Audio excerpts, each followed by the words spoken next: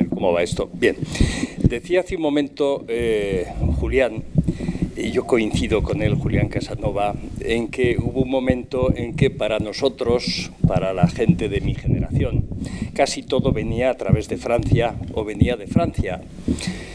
Y a veces cuando íbamos allí, atravesar la frontera era un poco, yo que hago montaña, era como llegar a un puerto de paso, y de repente que se abriese un valle, una extensión grande, donde la perspectiva era mucho más amplia, mucho más grande, más clara y con límites menos precisos.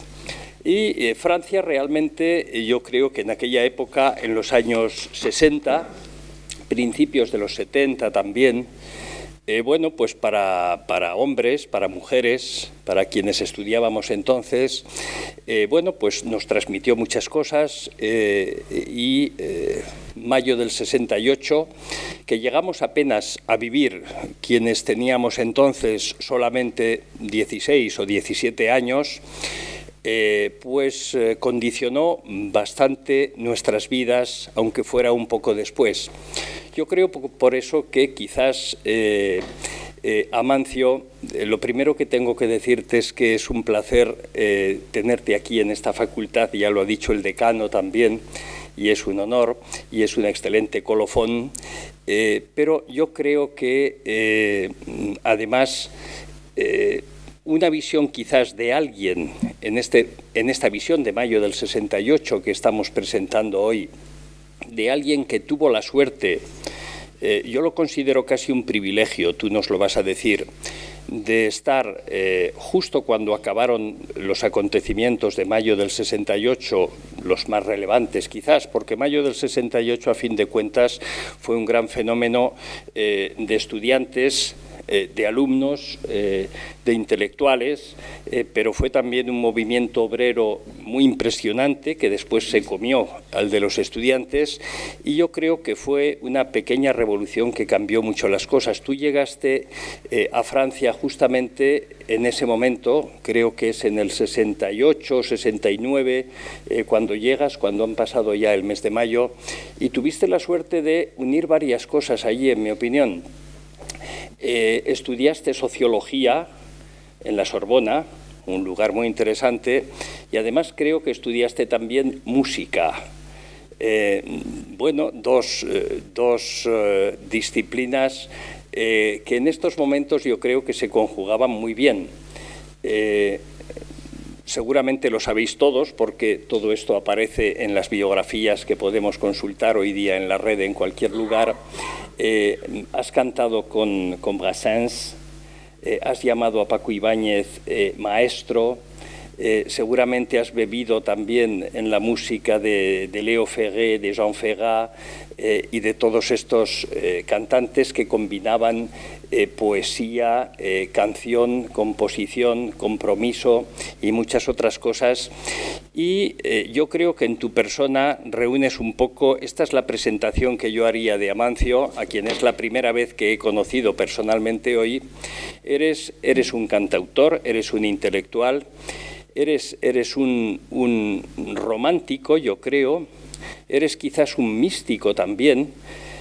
Yo he leído a propósito de tu cántico espiritual, que es una de las obras más importantes quizás que tienes, y creo que es de las que más aprecias, que te han permitido cantar en lugares donde la música y las palabras conviven con el silencio.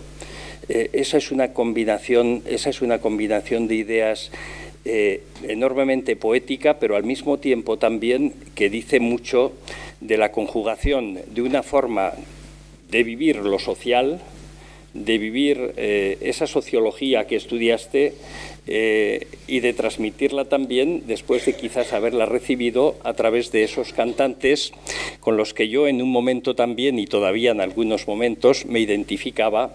Yo recuerdo, hemos hablado de Brassens y de algunos otros, pero yo recuerdo, por ejemplo, una canción que me impresionaba mucho en los años 70, que era de Maxime Le Forestier, entre 14 y 40 ans, donde en esa canción, seguramente la recordáis la mayoría de vosotros, dice cómo como quien la canta está condicionado por tres cosas muy importantes que cita en la canción.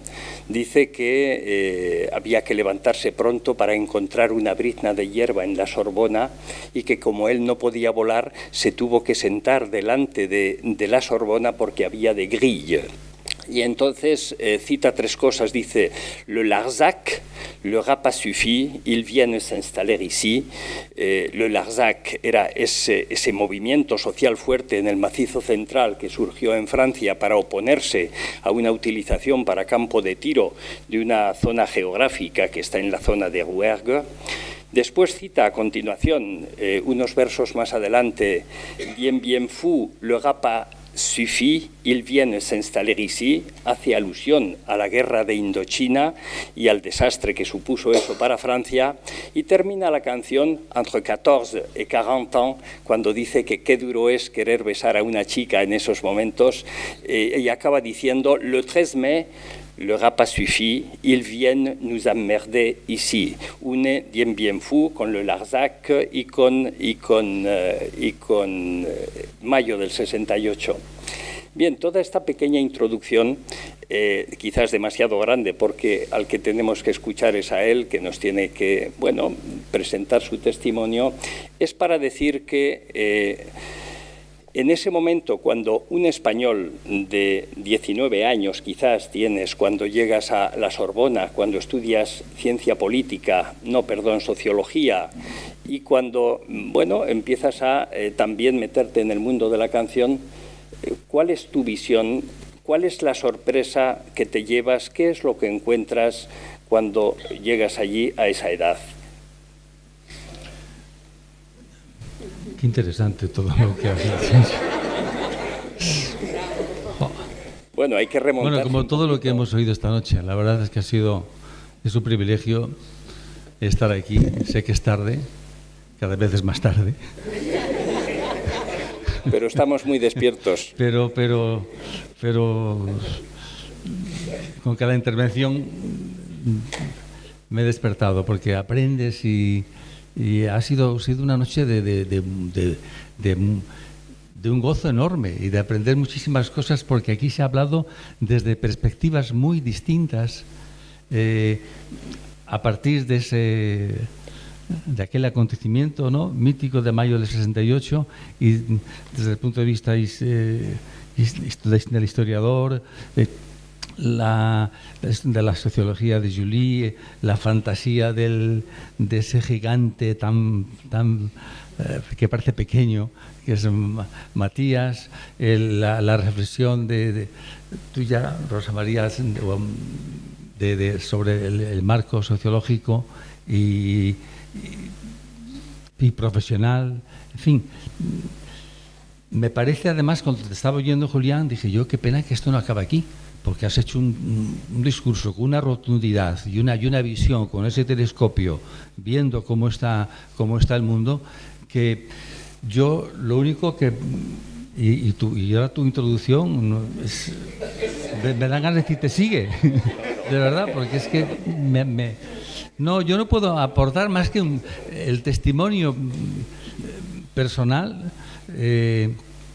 porque lo de la sociología lo dejé muy pronto y me daban ganas de contestarte con aquella canción de Le Ferré, 20 años. Dice, cuando tienes 20 años la experiencia es algo extraño, te da igual 8 que 80, el futuro te lo inventas.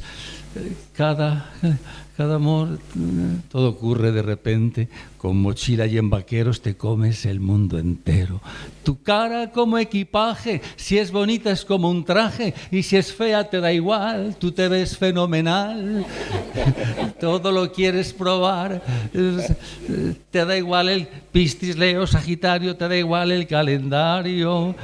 Claro, tienes 20 años y a mí me pilló el mayo del 68 estudiando el segundo curso de Dirección de Empresas Agrarias en Valladolid. Sí, Porque mis padres no fueron como los de Julie, que fueron aquellos protagonistas de Mayo del 68 que luego se fueron a cuidar cabras. No, mis padres eran labradores, pero de generación en generación para atrás yo creo que todos eran labradores. Eran del Bierzo, ¿verdad? Del Bierzo. Sí. Allí nací yo. Y cuando yo tenía 5, 6, 7, 8 años, yo recuerdo ir delante de las vacas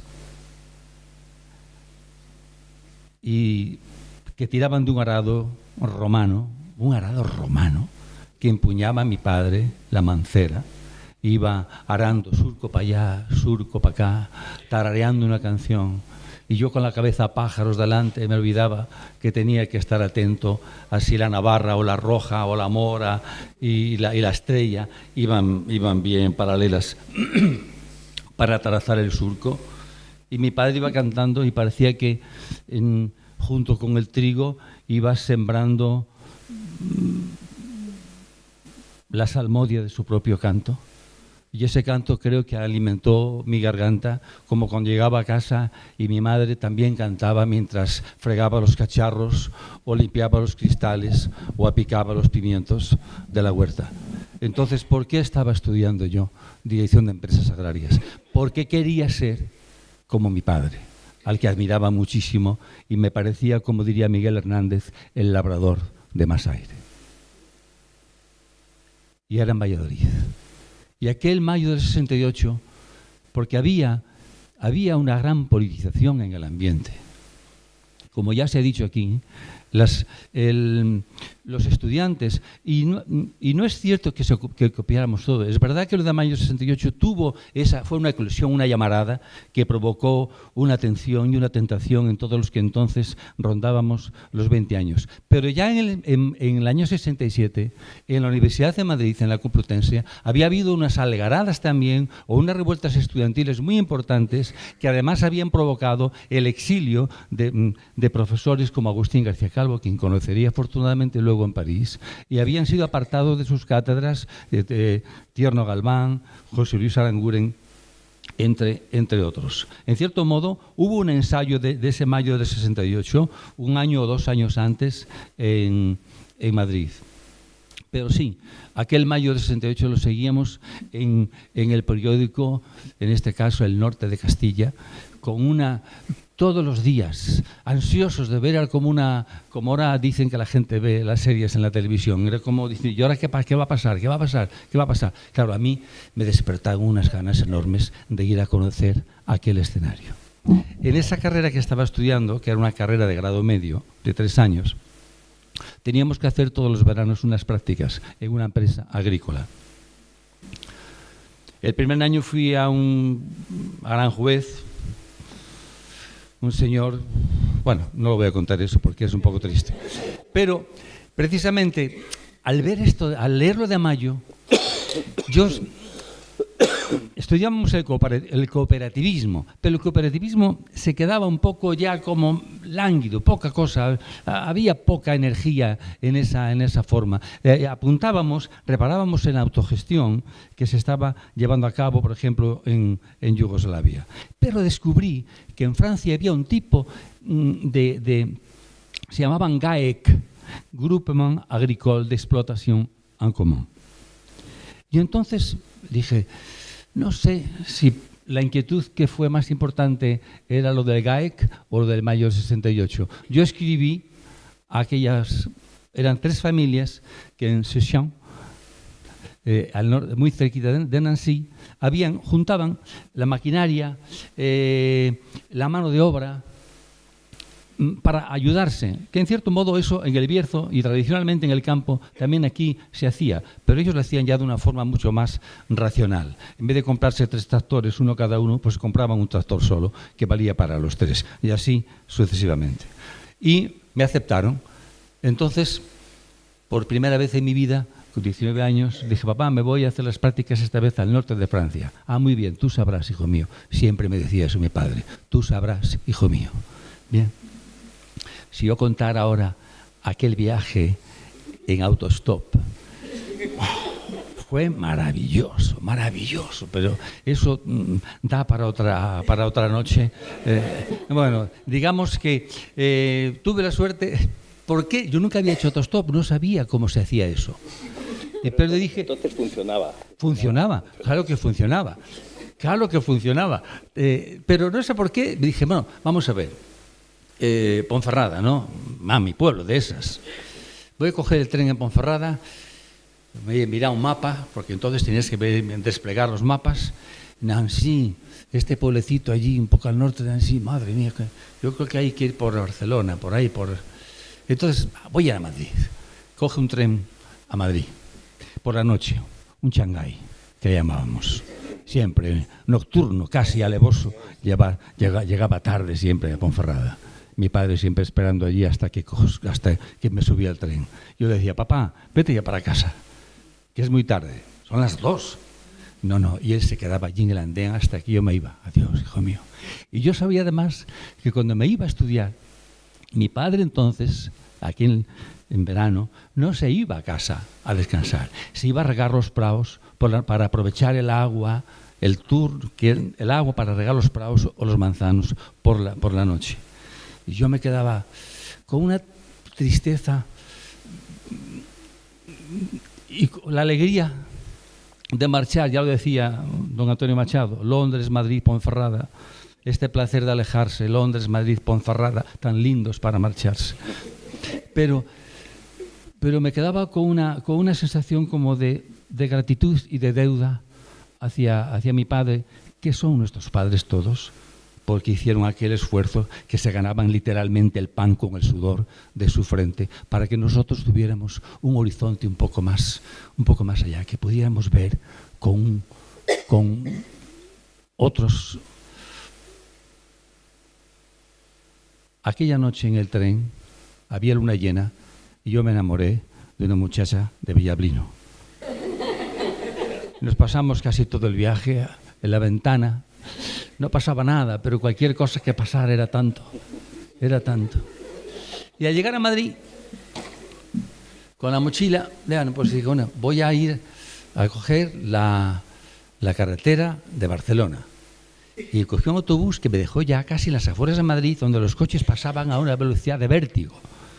Nunca se debe hacer autostop en una autopista, como sabéis. Siempre mejor carreteras secundarias. Pero yo no lo sabía. Pero a los 10 minutos frenó un coche que paró como 50 metros más allá. Dijo, hostia, para mí. Fui corriendo y dije, esto es un coche bueno además. Ford Taunus. Yo leí por detrás.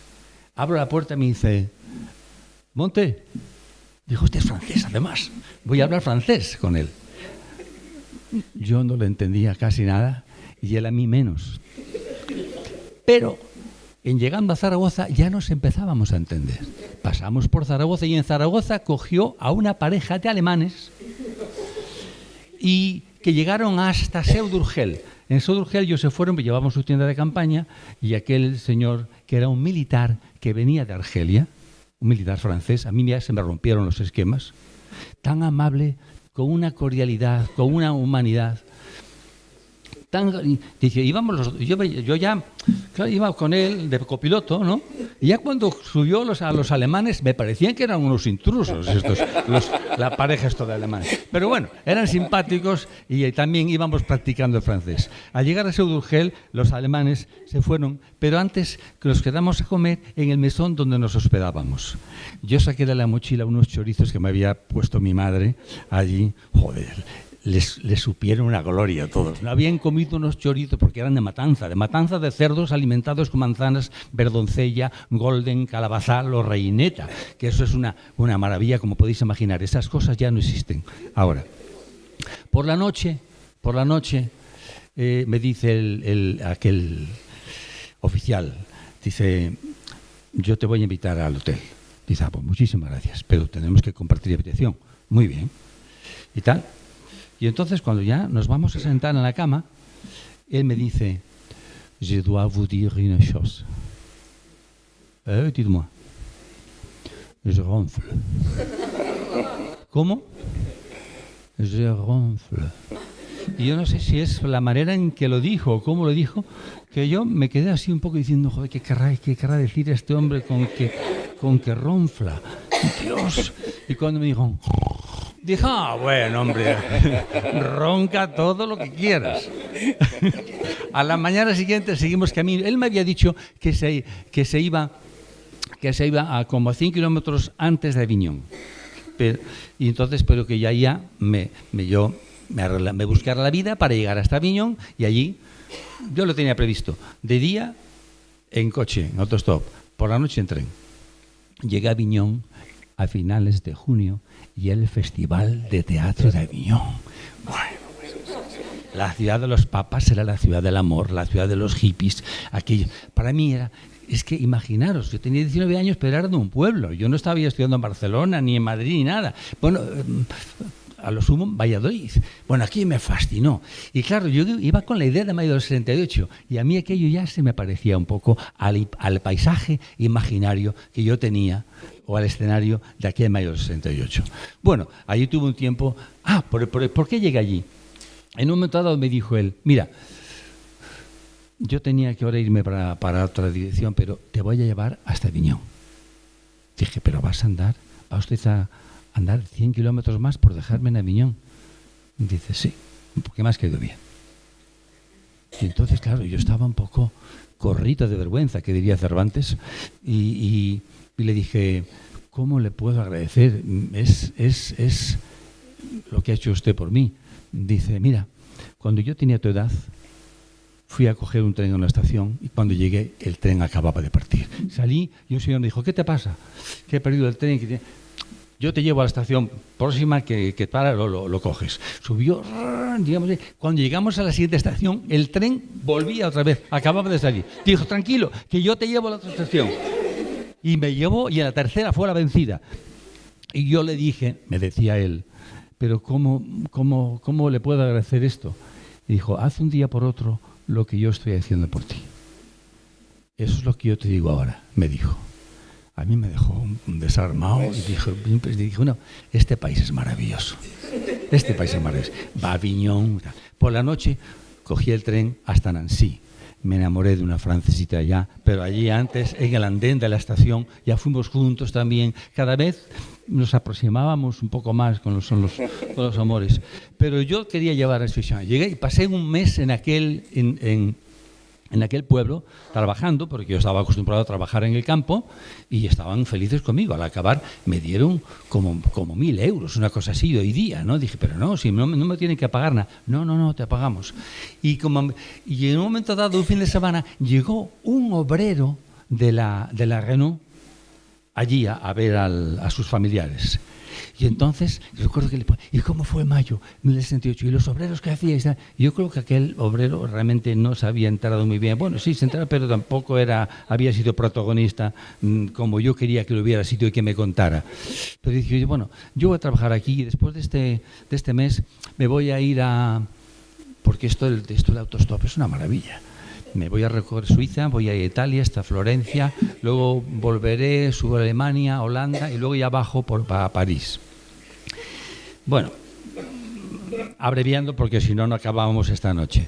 Estrasburgo, Ginebra, Lausanne, pero al llegar a los Alpes, cada vez aquello iba más lento, los trayectos eran más cortos. Bueno, pero una vez me cogieron una pareja en un coche descapotable allí. Bueno, no, eso no lo cuento.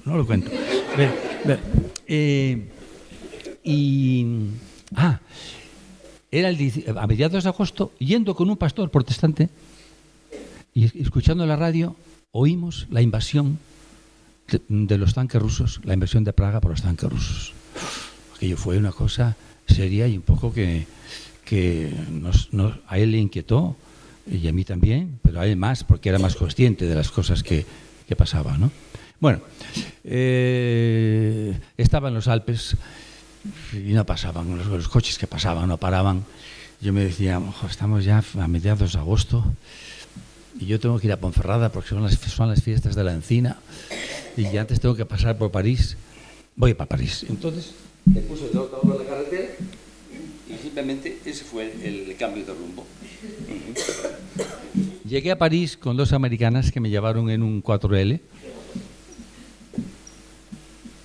Y entonces en París, bueno, yo empecé a pasearme porque todo el escenario, los boulevards, Saint-Germain-des-Prés, la Fuente de Saint-Michel, era como ir a ver algo que ya era un mito en tu cabeza de 19 años, ¿no? Y lo que me sorprendió es que todavía estaban humeantes, digamos, las brasas de mayo del 68. Y las librerías estaban llenas ya de libros sobre mayo del 68. Mayo del 68, a mediados de agosto, ya empezaba a ser historia. Dije, pero ¿cómo es posible? Me cargué la mochila de libros y me volví a España, pero con las ganas y la decisión de volver a estudiar a París. Y yo pude matricularme en la Sorbona gracias a que el movimiento, a mayo 68, abrió las puertas de la universidad, es decir, rompió un poco los esquemas rígidos, porque si no, yo no sé cómo acabé el curso aquel, el tercer curso, y me pude matricular en la Sorbona para estudiar sociología rural, cuidado. Y empecé a hacer una tesis con Placide Jambaud sobre la agricultura a tiempo parcial. Porque era lo que yo había vivido en el Bierzo, la agricultura a tiempo parcial. Es decir, el que no es agricultor, sino que es agricultor comerciante, agricultor artesano o agricultor industrial. Era l'école pratique de hautes études. Cuidado. Y ya me había dicho un amigo, ten cuidado porque hay muchos del Partido Comunista que te van a querer captar y tal. Y efectivamente, ahí estábamos en una casa de España y decía, aquí estuvo cantando Paco Ibáñez la semana pasada. Dije, no me digas. Porque Paco Ibáñez, para mí, como tú lo recordabas, es verdad, ha sido y sigue siendo un maestro en todo. Ahora se van a usar sus canciones para un curso de español. Buena idea. Sí, sí. Ya se usaban en Francia entonces, ¿eh? El Cervantes lo va a usar, sí. Para un curso de español. Sí, sí. Bueno, a Paco Ibáñez se lo usaba en los institutos franceses para enseñar, para aprender español. Entonces, ¿por dónde iba? Sí, me pude matricular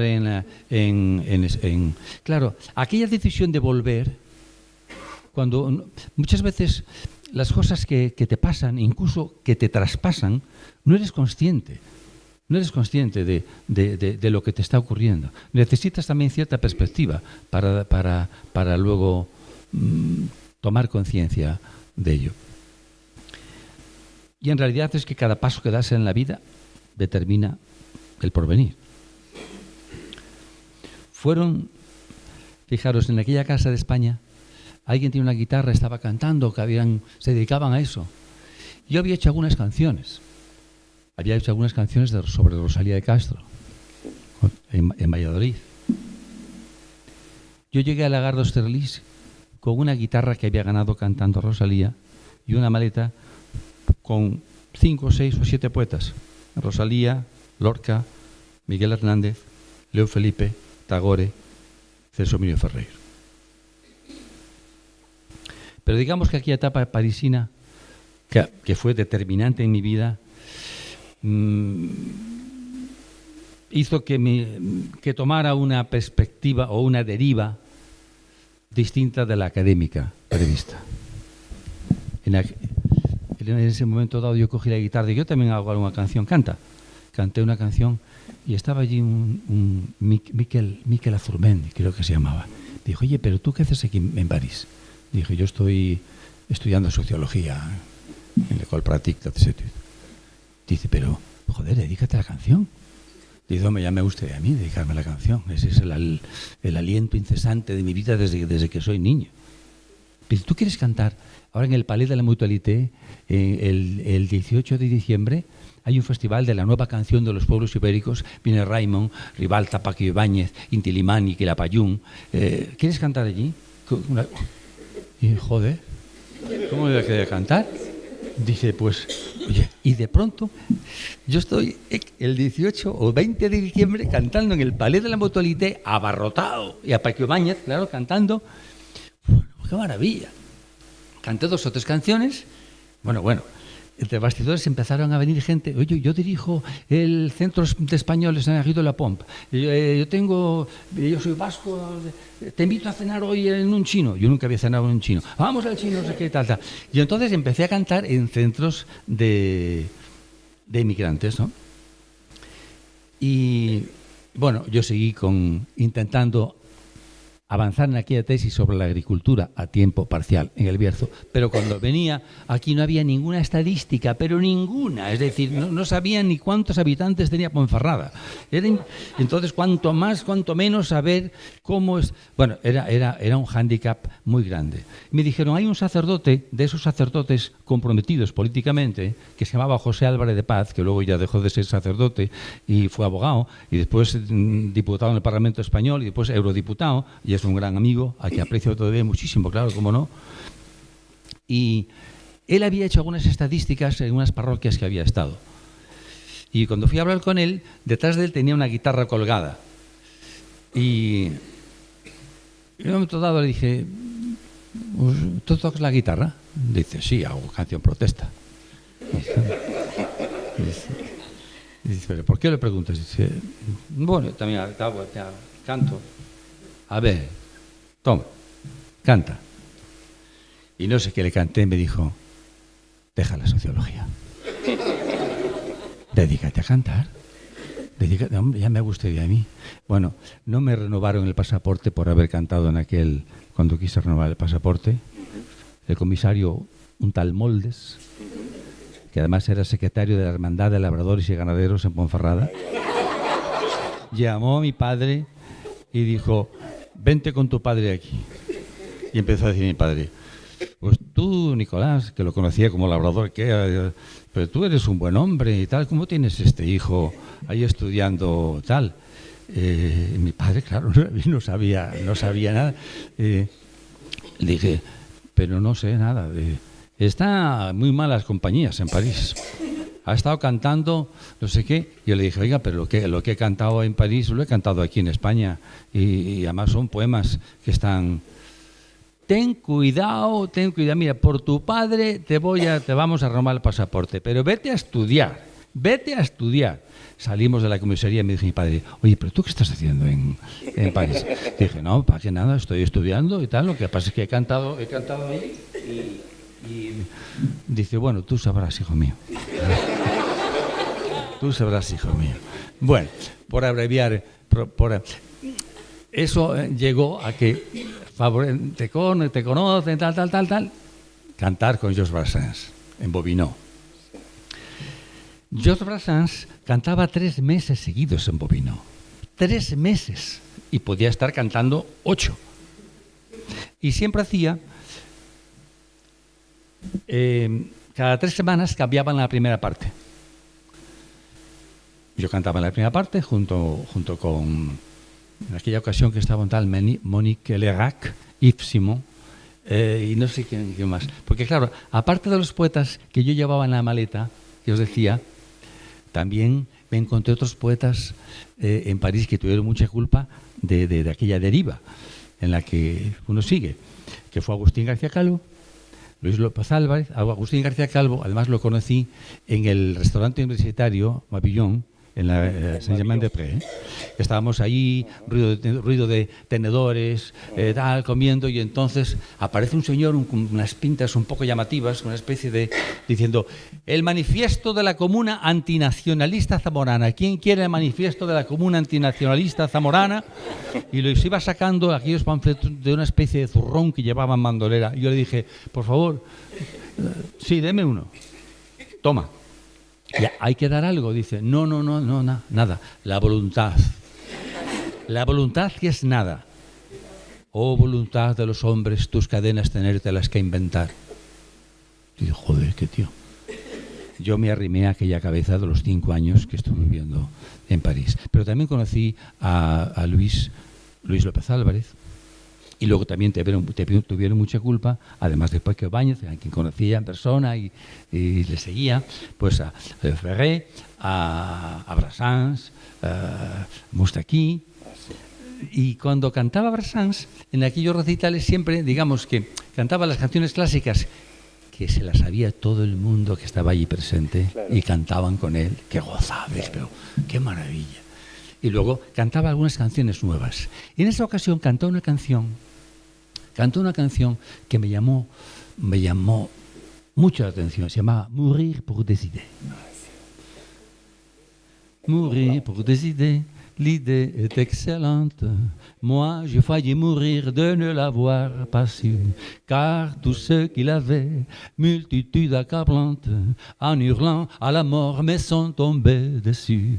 Ils ont su me convaincre, et ma muse insolente, abjurant ses erreurs, se rallie à leur foi, avec un soupçon de réserve toutefois. Mourrons pour des idées d'accord, mais des morts lentes. O sea, morir por las ideas es una idea excelente, ¿no? Yo a punto estuve de palmarla por andar titubeando, porque todos los que venían enardecidos, al verme a mi dubitativo, miran a por él, a la muerte, pues dice, oye, me habéis convencido, ya mi musa desatenta, reniega de lo que haga falta y me uno a vuestra procesión. Morí por las ideas, de acuerdo, sí, pero de muerte lenta. Es que es mucho más difícil. Es decir, no hay que morir por una idea, hay que dar la vida por una idea. Y eso es muy distinto. Y eso enlaza con una de las pancartas famosas de mayo del 68, que era, recordaréis, seamos realistas, pidamos lo imposible. Esta es la que tú le das la vuelta. Claro. 20 años o 25 años después, en París, celebrando, supongo, o rememorando simplemente ese mayo que ya iba siendo historia cada vez más, un grupo de estudiantes, los estudiantes sacaban otra bandera que decía: seamos utópicos, hagamos lo posible. Dice, hostia, yo me quedo con esto. Porque no hay como aspirar al todo para luego conformarse con nada. Es mucho más difícil dar la vida. Esa canción de Brassens luego a mí me inspiró. Le he dado muchísimas vueltas a una canción que tratara el tema del terrorismo, que aquí en aquellos años era tan terrible, ¿no? Pero qué difícil es hacer una canción sobre el terrorismo. Qué difícil. Todavía la estoy haciendo. Una oración reflexiva que empieza con esa cita de Georges Brassens y que va cambiando. Va cambiando porque el terrorismo al que tú aludías ahora, esta sociedad multipolar que estamos viviendo, ya no es el terrorismo de ETA, afortunadamente, pero hay ahora otras manifestaciones de terrorismo por todas partes, mucho más terribles todavía. Hacer una canción sobre ese tema es muy difícil cuando no tienes el talento de Georges Brassens. Pero, del mismo modo que me gusta iniciarla citando Mourir pour décider d'accord, mais de mort lente, me gusta también luego, como una especie de letanía, acabar con una cita de San Juan de la Cruz, unos de sus dichos de luz, que dice: donde no hay amor, pon amor y sacarás amor. Y donde no hay amor, pon amor y sacarás amor. Donde no hay amor, pon amor y sacarás amor. Esto también es una siembra interesante. Y el año pasado, Jean-Jacques Beccler, el director que fue del Instituto Francés en Madrid y que ahora está en Argel, me invitó a dar un concierto allí en Argel, en la iglesia de Notre-Dame d'Afrique, una iglesia preciosa. Y en el ábside de la iglesia, con letras con pan de oro, me llamó la atención una leyenda que dice: Notre-Dame d'Afrique, priez pour nous et pour les musulmans. Y entonces empecé a decir esa frase y con la misma música que cantaba lo de San Juan de la Cruz, le va ahí: Notre-Dame d'Afrique, priez pour nous et pour les musulmans, Notre-Dame d'Afrique. Fue un momento, fue el momento más emocionante del concierto, cuando al final empecé a cantar esa canción, y siempre pido además que la gente cante, que empiece a incorporarse. ¡Wow! Hasta el mar yo creo que se conmovía. Entonces, yo creo que ya está bien. Sí, ¿veis cómo es? ¿Veis cómo es?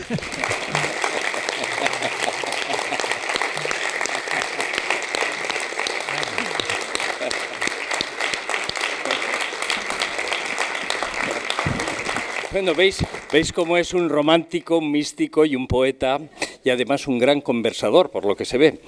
Bueno, yo creo que quizás podemos darle la palabra a alguien del público que quiera preguntarte algo, a lo mejor, no lo sé, o como queráis, o podemos seguir así, no lo sé.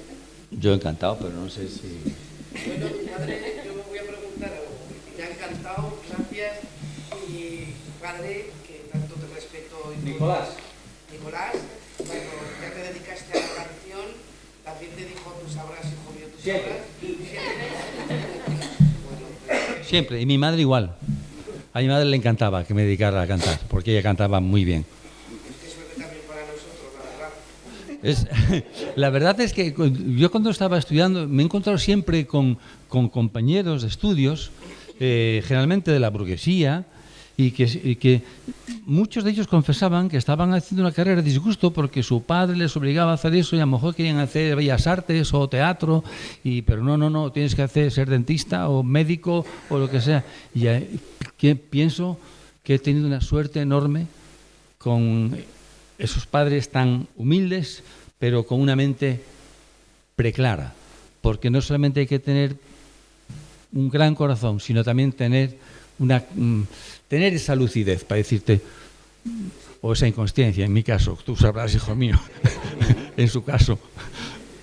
Bueno, eso es un sentido lúcido de la vida, ¿eh? Que eso es un sentido lúcido de la vida.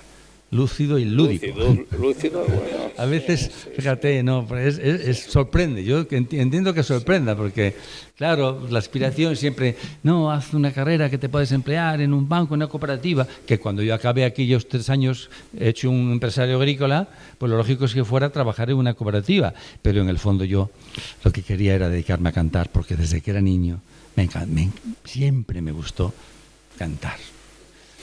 Yo vi allí en la cocina, me ponía a cantar contra el cristal de la ventana, porque te volvía así más la voz, y recuerdo que se empañaba el cristal.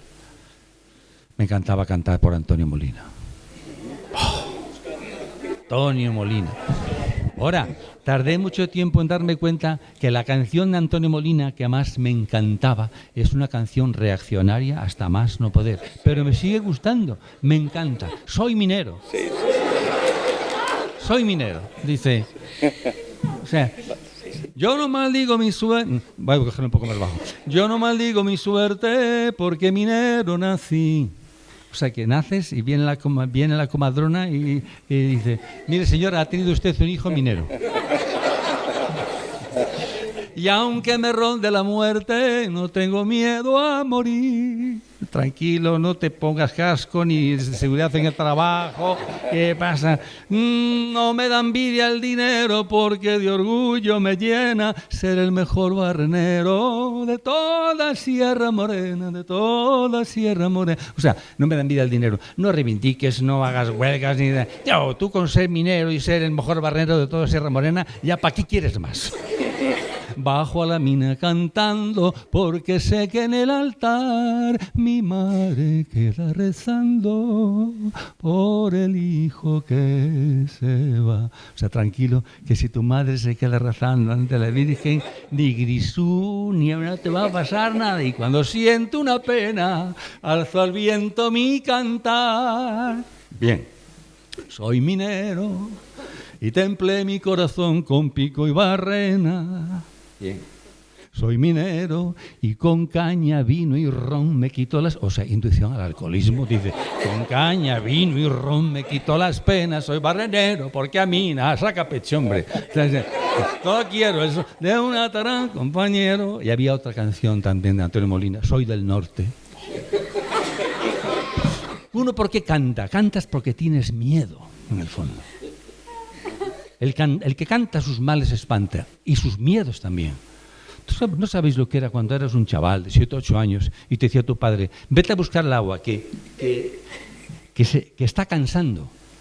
Cuando el agua dejaba de venir, y en vez de venir un torrente empezaba a amainar, dice, ya cansa el agua. Había que ir a buscarla por la presa arriba porque alguien te había quitado el agua. Y bueno, si era de día, pues tío, ibas. Pero amigo, si era de noche, ibas por la presa arriba, viendo los chopos cómo se movían. Yo que tienes la cabeza llena de Capitán Trueno, del Jabato, del Guerrero de Antifaz y todo eso. Todos eran fantasmas los chopos, no eran chopos, eran fantasmas. Y entonces cuanto más miedo tenías, más alto cantabas. Y cantaba, soy del norte, yo soy del norte de España, duro como su montaña, bravo como su mar. Soy del norte y cuando digo te quiero, soy rudo pero sincero como el viento en el pinar. Yo no sabía lo que significaba.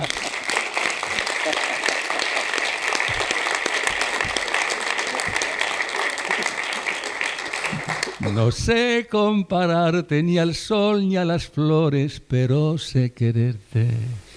Yo sé que no tienen fuego mis palabras, pero no te importe. Si me faltan frases, me sobra cariño, porque soy del norte. Soy del norte. Yo soy del norte de España, duro como su montaña, bravo como su mar. Soy del norte y cuando digo te quiero, soy rudo pero sincero. Y yo decía, ¿qué significará rudo pero? Y como no sabía lo que significaba, ponía más emoción al decir soy rudo pero sincero como el viento en el pinar. Hasta que un día fui a casa de mi tío Toño, que había heredado el bar de mi abuelo, el bar Marín, y tenía un tocadiscos con muchos 45 tours Revolution. Sí. Y entonces y tenía un disco de Antonio Molina. Y entonces estaba la letra detrás. Yo soy del norte, esta es la mía. Sí. Y entonces cuando di, soy rudo, coma, pero sincero. A mí me gustaba mucho más rudo, pero.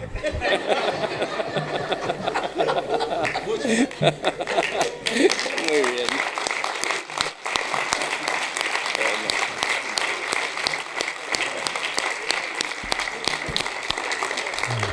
Todo eso por lo de tú sabrás, hijo mío. Tú sabrás, hijo mío. Bueno, me parece genial, genial. ¿Alguien más quiere intervenir? A estas alturas de la noche ya podemos.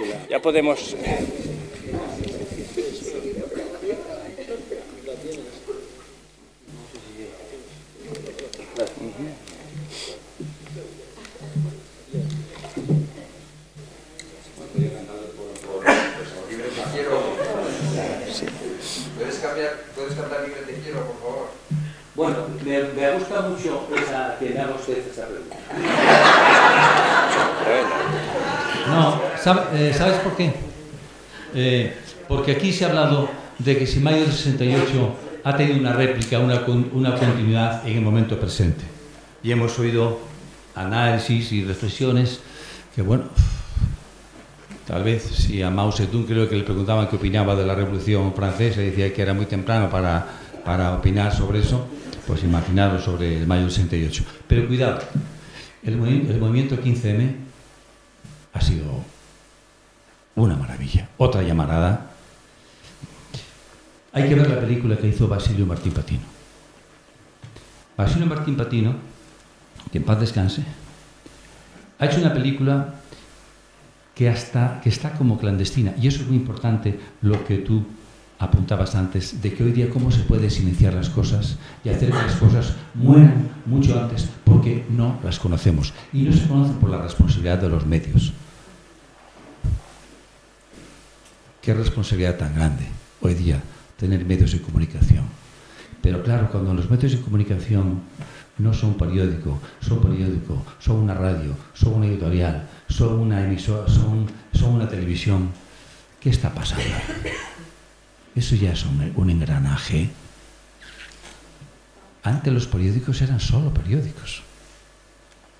Ahora son unos, bueno, boletines comerciales. Bueno, Brassens estuvo muy presente también en el inicio del movimiento, los poemas de Brassens del 15M en Francia. ¿Del 15M? Del 15M. Aquí en España. Los indignados, Brassens era cantado. Bueno, en esa película de Basilio Martín Patino, que por cierto se hizo con parte de patrocinio es de Televisión Española, pero Televisión Española no ha puesto esa película. No se ha visto. ¿Alguien ha visto la película ¿Sabéis cómo se titula? Libre te quiero. Es que Basilio, desde hace tiempo inmemorial, desde el año 85, que me hizo aparecer en una película, Los paraísos perdidos, para que, cantando Libre te quiero, me llamó, dijo, ahí puedes hablar con Agustín, yo quiero hablar con vosotros para ver si puedo usar el Libre te quiero como música y como título de esa película. Y le dije, mira, por mí no hay ningún problema, y Agustín, excusas casi de preocupar. Respondió que no hay ningún problema. Pero yo pensé que la canción iba a sonar, pues no sé, al principio, en el medio o al final. No, suena de una forma, yo creo que demasiado reiteradamente. Porque hay otras películas, otras canciones que aparecen en esa película. Es que es una película que la ves, te dan ganas de creer en este país, en la juventud de este país, aunque aquí hemos comentado todos al principio cuando hemos llegado que no había gente joven. Con perdón, tenido por gente joven, estudiantes, universitarios, ¿no? Pero cuando éramos universitarios, venía José María Pebán a la Universidad de Valladolid e íbamos a escuchar, aunque fuera para boicotear el recital. Así que por otra parte, que insensatos. Pero no sé, hay algo en ese sentido. Pero es todo lo contrario lo que ves en esa película. Y lo que ves no es una película, es un testimonio que levanta, un testimonio verdadero que levanta Basilio Martín con su cámara. No hay guión, nadie dice, comenta, explica, dice nada, no. Hablan las imágenes, hablan las pancartas y habla la gente cantando, expresándose, bailando, protestando, gritando. Pero de verdad, es una película, pero qué triste, o sea, que nadie ha visto aquí fija, qué síntoma, qué señal tan preocupante. Una película como la de Basilio Martín Patino. Yo no sé si estará en streaming o se podrá ver en filming, pero en streaming no, porque no, la televisión no la ha puesto, pero quizás en filming. Yo os la recomiendo. Libre te quiero, sí, libre te quiero. Libre te quiero. Esto también es una batalla, es decir, es una lucha. Eso que decía Napoleón, que lo importante no es que el pueblo sea libre, sino que se sienta libre. También es preocupante eso. Libre te quiero como arroyo que brinca de peña en peña, pero no mía. Grande te quiero como monte preñado de primavera, pero no mía. Buena te quiero como pan que no sabe su masa buena, pero no mía. Alta te quiero como chopo que al cielo se despereza, pero no mía. Blanca te quiero como flor de azares sobre la tierra, pero no mía, ni de Dios, ni de nadie, ni tuya siquiera. Pero no mía, ni de Dios, ni de nadie, ni tuya siquiera. No, no, no, no, no, no, no, no, no, no mía.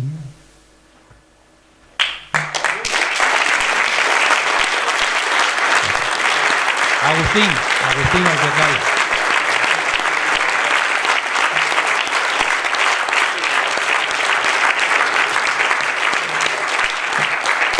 Gracias, muchas gracias. Termino solamente con una línea. Apuntabas antes que el cántico espiritual es verdad que me ha abierto las puertas a escenarios maravillosos en estos 40 años que se cumplen ahora de su estreno. Y uno de ellos, ¿sabes cuál fue? La SEO. Aquí en Zaragoza, en septiembre o noviembre del 84. La SEO llena, que la estaban restaurando, y estaba llena de andamios por dentro. Y aquí, o sea, una catedral, con esos andamios que solemos ver fuera en las obras, verla por dentro, esa mezcla, o sea, era una estética.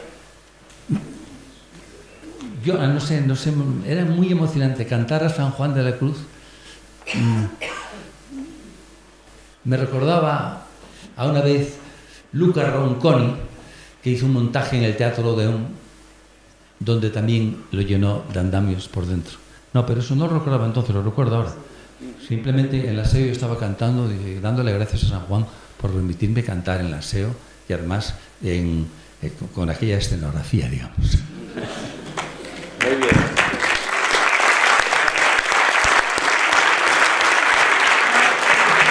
Bueno, yo creo ha sido un testimonio magnífico el de Amancio. Muchas gracias, Amancio. Un testimonio magnífico, de verdad. Ha sido un placer muy grande escucharte y tenerte.